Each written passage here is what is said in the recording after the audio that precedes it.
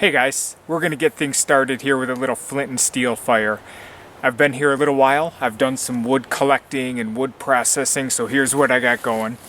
Over here, I have my pencil lead size, my twigs. Then I have my pencil sized. Then I have my thumb sized. And then it progresses more as we go down. So I have the different wood all broken up around the fire here. In the fire itself, I have a brace.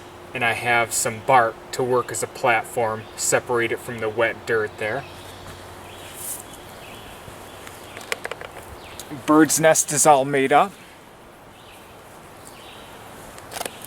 Today we're going to be using char cloth by way of denim.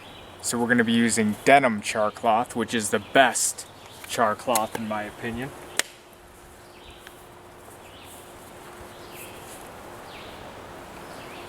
And I figured instead of using a Mora knife, like I usually do, today we'll go ahead and use my U-shaped striker. And we'll do something a little different. Usually I take it and I whack the sparks, whether it be my knife or whether it's this striker, I whack the sparks right onto it. Let's go ahead and put it on the rock. We're going to use the technique where you knock the sparks back onto the char cloth by laying it on the rock, on the piece of chert here. So the first thing I do is when I rip it apart, you get these little threads. And we're going to use those to our advantage because when we fold up the denim or the char cloth, or the char cloth denim, we want those edges to be towards where we're striking our piece of chert here. Let's find a sharp edge.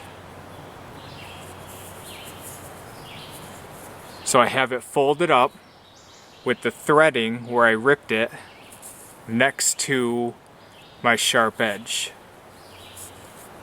I think that's going to be a sharp edge.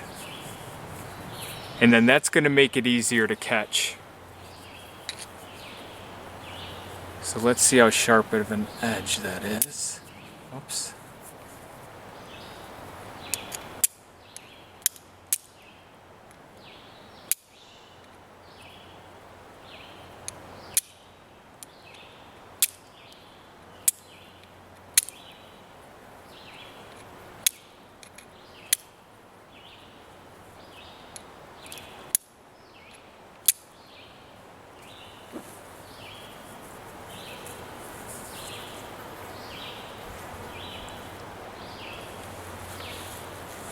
So there we go there.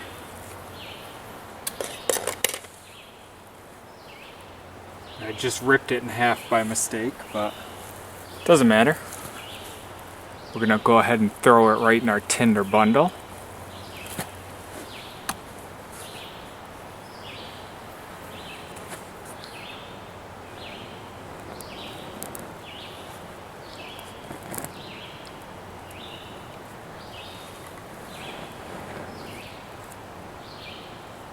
We're on fire already, guys.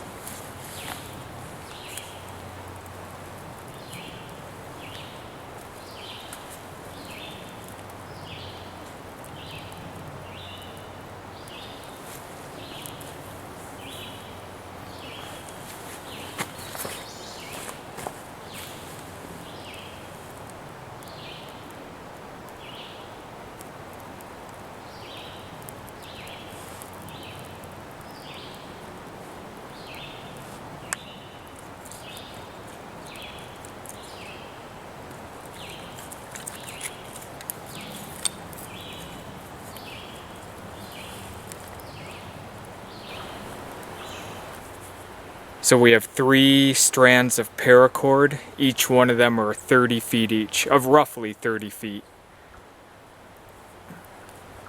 So we take them like that, and the first thing we're going to do is just simply tie a knot into it. Just an overhand knot.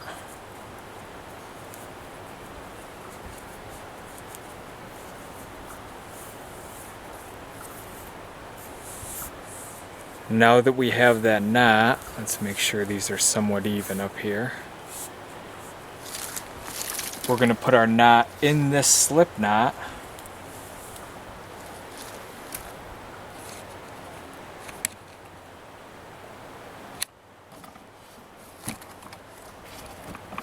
Sorry guys.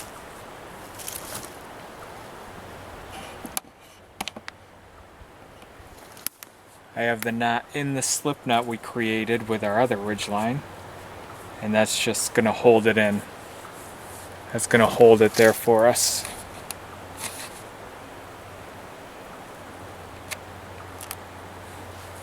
So now that that's holding, we're going to go ahead and start to braid.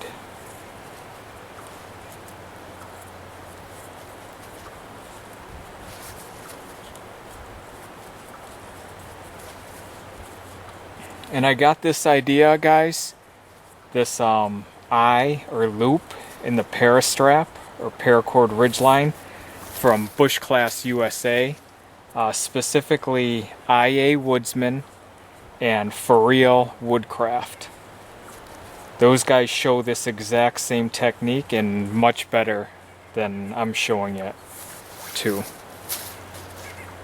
So if you can check them out, check out BushcraftUSA on BushcraftUSA.com.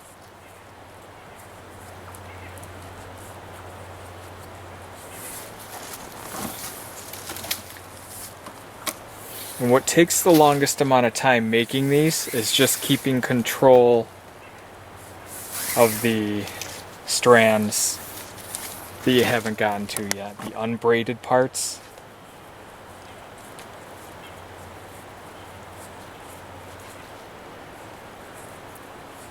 If you guys aren't sure how to braid, let me know, and I'll show it in much more detail. Right now I just want to get to our loop here. So we're going to braid down for a little while, and what that's going to turn out to be is the amount that you braid is going to be as big as you want your loop.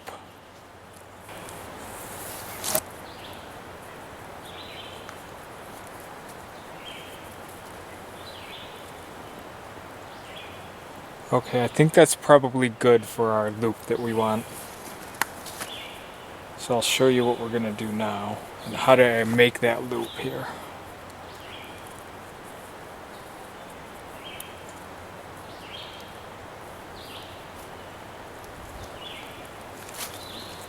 We're going to take it out of our slip knot.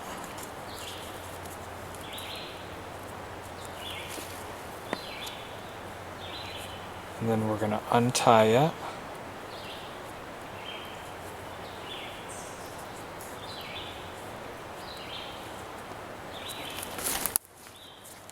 So we're untying our overhand knot that we made on the top.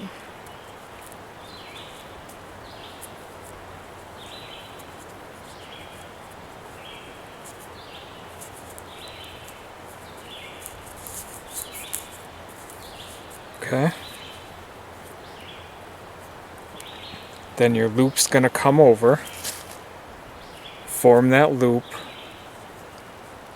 and then your 3 lines from your loop that you had tied are going to marry up with the 3 individual strings that you're currently braiding. Does that make sense?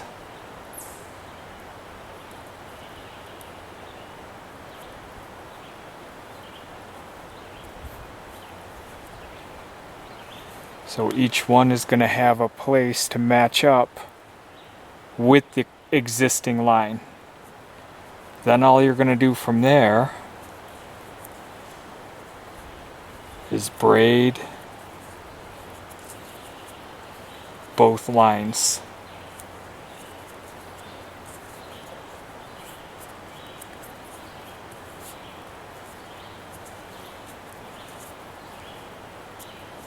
Or all lines, but with the matched up ones together.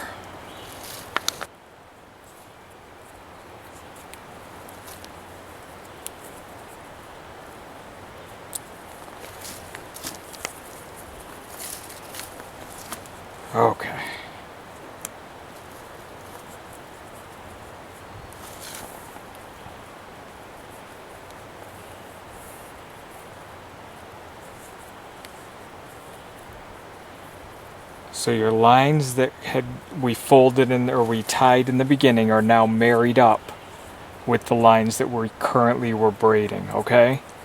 And then we're just doubling the lines.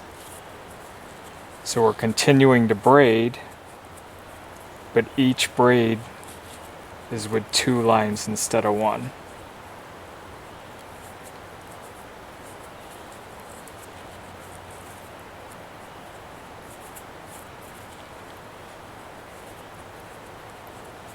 You're going to go right down to the end of where your double lines are.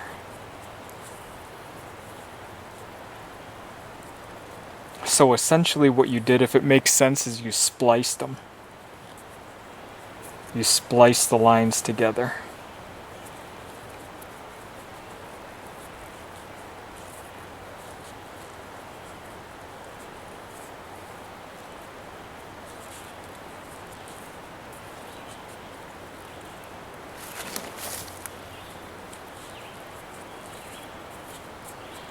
And then once you run out of the line, see how they're getting shorter here? The ones that were from the loop. You'll just continue on your way without them, because those can be trimmed off. So we'll leave them behind right about there.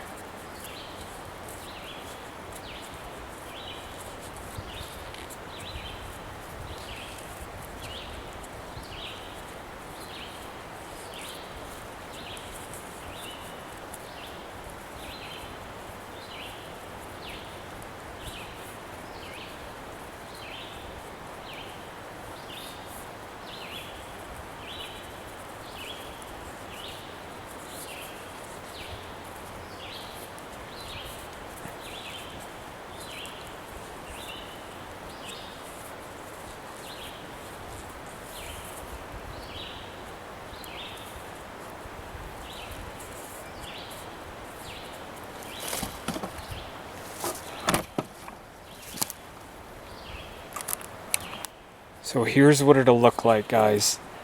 There's our loop. There's where we doubled it. And then if you can see that, it thins back out. And there's the leftover lines from the doubling from where the loop was. Just let me know if that doesn't make sense. I hope it does. All we did was turn our loop over and start to double it. Here's our lines left over, and then we're just going to continue with the single braid. I hope that helped, guys.